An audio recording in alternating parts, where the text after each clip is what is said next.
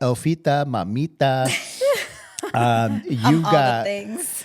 You got some things to share. I don't want to steal your thunder, but you were letting me know. You're like, Jerry, I got to share on the podcast. Let the people know. Well, it's been a long time coming. I had a nonprofit in 2009, and I didn't do anything with it.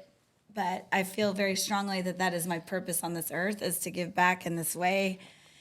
And, Jesus and we've fought about it for a long time, literally 15 years.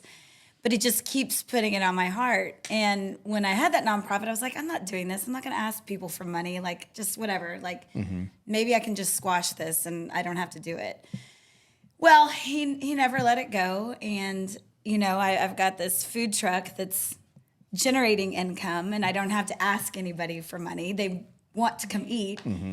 And I just felt like very strongly in my heart that I had to keep having this dialogue. So I prayed about it, and I submitted my paperwork to the IRS. Sorry, I might get a little emotional.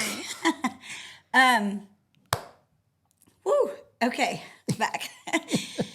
I just was like, okay, well, if you don't want me to do this, I won't do it. So just if you want the food truck to become a nonprofit food truck, then say yes.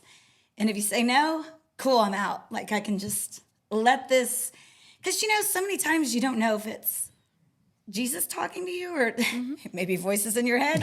Who really knows, right? But turned in all the paperwork on November 15th. I have not been checking my mail because I was like, I don't want a rejection letter. I went to the mailbox yesterday. Within 6 days, November 21st of me submitting it, accepted us as a 501c3.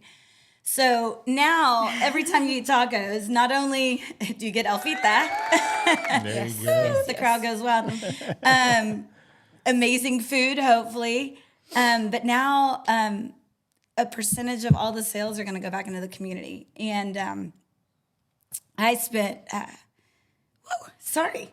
You're good. You got this, girl. 20 years as a single parent, and it was hard, but I did it, and so that's who we're going to be giving back to.